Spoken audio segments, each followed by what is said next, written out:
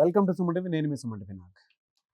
2026లో కనుక మనం చూసుకుంటే గవర్నమెంట్ జాబ్ సినారియో అనేది ఏ విధంగా మారబోతుంది, ఏ విధంగా ఉండబోతుంది? ఎందుకంటే టెక్నాలజీ మారుతూ వస్తుంది కదా!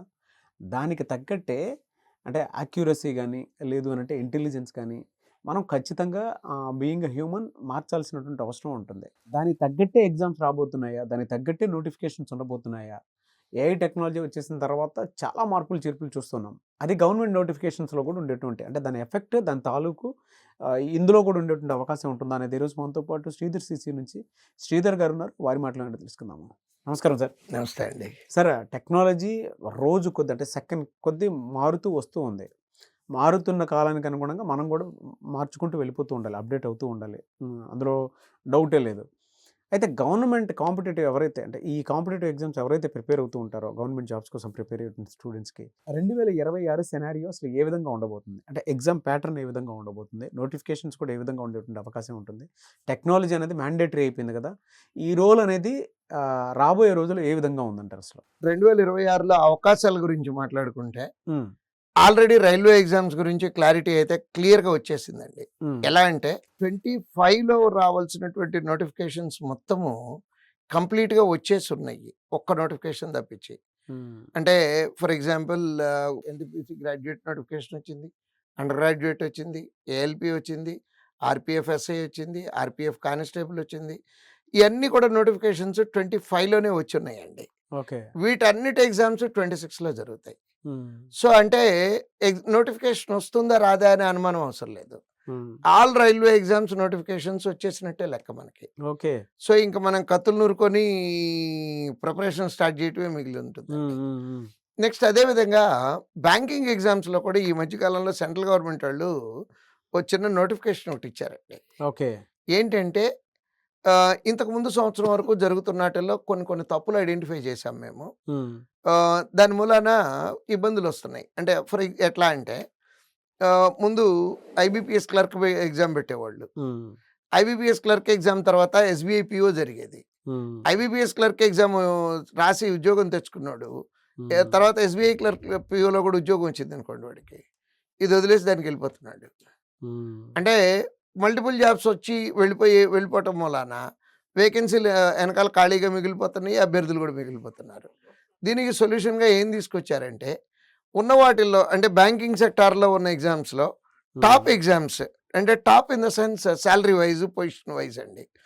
ఇప్పుడు బ్యాంకింగ్ సెక్టార్లో ఉన్నట్లు టాప్ ఎగ్జామ్ ఏంటి అంటే SBI PO. First SBI PO conduct చేస్తారు, తర్వాత ఐబీపీఎస్ పిఓ కండక్ట్ చేస్తారు. ఇదంతా కూడా వాళ్ళు నోటిఫికేషన్లో ఇచ్చున్నారండి. ఇది మేము చెప్పటం కాదు, మా ఊహాజనితాలు కాదు ఇవి. నెక్స్ట్ ఐబీపీఎస్ పిఓ తర్వాత ఎస్బీఐ క్లర్క్ అన్నారు, ఐబీపీఎస్ క్లర్క్ అన్నారు, ఆర్ఆర్బీ పిఓ అన్నారు. అంటే ఒక సిస్టమేటిక్ వేలో పేర్చినట్టుగా ఏ ఎగ్జామ్ తర్వాత ఏ ఎగ్జామ్ జరుగుతుంది అనేది క్లారిటీ ఇచ్చేసి ఉన్నారండి. ఓకే. సో కాకపోతే వాళ్ళు ఇవ్వని క్లారిటీ ఏంటంటే ఏ డేట్ని ఎగ్జామ్ జరుగుద్ది అనేది చెప్పలేదు, ఎన్ని వేకెన్సీలు వస్తుంది అనేది చెప్పలేదు. ఓకే. యాక్చువల్గా వేకెన్సీలు అందరూ వేకెన్సీలు ఎన్ని వస్తాయి అనే యాంగ్జైటీతో ఉంటారు. ఒక చిన్న మాట మాట్లాడుకుందాం అండి. మీరు కూడా కాంపిటేటివ్ ఎగ్జామ్ రాశారు, మీకు ఉద్యోగాలు ఎన్ని కావాలి? ఒకటే అండి. ఒకటే కదా. అవును. ఆ కెమెరామెన్ గారికి ఎన్ని ఉద్యోగాలు కావాలి? ఒకటే సార్. ఒకటే కదా. ఈ కెమెరామెన్కి ఎన్ని ఉద్యోగాలు కావాలి? సార్. అందరికీ ఒకటే కదండి కావాల్సింది. సో నోటిఫికేషన్ అంటూ వచ్చాక ఒక వేకెన్సీ ఉంటుంది కదా. అవును. లేకుండా ఉండదు కదా. Then why are looking at the second vacancy? మీకు ఎందుకు అది? సో నేను పిల్లలకి చెప్పే సలహా ఏంటంటేనండి, సార్ లాస్ట్ ఇయర్ 10,000 వచ్చినాయి సార్, ఈ ఇయర్ 4,000 వచ్చినాయి సార్. 4,000 వచ్చినాయి కదా, 4,000లో మీ ఉద్యోగం ఉంది కదా. Then why are looking at those 6,000? అంటే యాటిట్యూడ్, నెగిటివ్ యాటిట్యూడ్లోంచి పాజిటివ్ యాటిట్యూడ్. 4,000 వచ్చినాయి అనుకోండి, 10,000 వచ్చినాయి సార్ లాస్ట్ ఇయర్, ఈ ఇయర్ 4 వచ్చినాయి కాదు ఫెయిల్ అవ్వాల్సింది. సార్ 4,000 వచ్చినాయి. ఈ మాట నేను పిల్లల్ని అడిగితే నేను ఏం చేస్తాను, ఇప్పుడు ఎన్ని వేకెన్సీలు వచ్చినాయి అనుకున్నామండి? మీరు ఇంత క్యాలిక్యులేషన్లో 4,000 అన్నారు సార్. 4,000 కదండి, అంతే కదా. అదే క్వశ్చన్ నన్ను అడగరా, ఎన్ని వేకెన్సీలు వచ్చినాయి అనే క్వశ్చన్ నన్ను అడగరా. ఎన్ని వేకెన్సీస్ ఉన్నాయి సార్? 3,999 మనకు కావాల్సింది ఒకటి, అలా మిగిలింది. నా ఒకటి నాదండి, మీరందరూ మిగతా వాటి కోసం మీరు కొట్టుకొని చచ్చిపోండి. ఓకే. నా ఒకటి నాకు ఉంది, మీకు ఒకటి తక్కువ ఉంది. అది కాన్ఫిడెన్స్ ఉండాల్సింది కాంపిటేటివ్ ఎగ్జామ్ రాసేవాడికి. అంతే తప్పించి వేకెన్సీలు తగ్గినాయి. ఏం అవసరం అన్ని వేకెన్సీలు మీకు కావాల్సిన వేకెన్సీ. నెక్స్ట్ ఇంకోటి వేకెన్సీ ట్రెండ్ కూడా ఏమీ తగ్గదండి. ఆల్రెడీ ఎస్బీఐ వాళ్ళు చైర్మన్ గారు అనౌన్స్ చేశారు 16,000 వేకెన్సీస్ ఫిల్ చేస్తున్నామని. సో లాస్ట్ ఇయర్ ఫిల్ చేసింది 16,000, ఈ ఇయర్ 16,000 ఫిల్ చేస్తున్నాం అన్నారు. సో 2026లో బ్యాంకింగ్ సెక్టార్లో ఆపర్చునిటీలు గ్రాఫ్ అప్వర్డ్ స్లోపింగ్ కర్వే కానీ అది డౌన్వర్డ్ స్లోపింగ్ కర్వ్ కాదండి. సో ఇప్పటికి 2 సెక్టార్ల గురించి క్లారిటీ వచ్చేసింది. రైల్వే ఎగ్జామ్స్ ఏమో నోటిఫికేషన్ వచ్చేసి ఉన్నాయి, రాయాల్సిన ఎగ్జామ్స్. రాబోయే బ్యాంక్ ఎగ్జామ్స్ ఎలా ఉన్నాయి అనేది ఆల్రెడీ చెప్పారు. ఒక ఎస్ఎస్సి గురించి మాత్రమే క్లారిటీ రాలేదండి ఇంకా. ఓకే. బట్ ఎస్ఎస్సి నోటిఫికేషన్లు ఎవ్రీ ఇయర్ అయ్యి పీరియాడికల్గా, అంటే ఏ డేట్న వస్తాయో తెలియలేదు కానీ, ఎన్ని వేకెన్సీలు వస్తాయో తెలియలేదు కానీ, అన్ని నోటిఫికేషన్లు గడిచిన 10 సంవత్సరాలుగా కంటిన్యూస్గా వస్తూనే ఉన్నాయండి.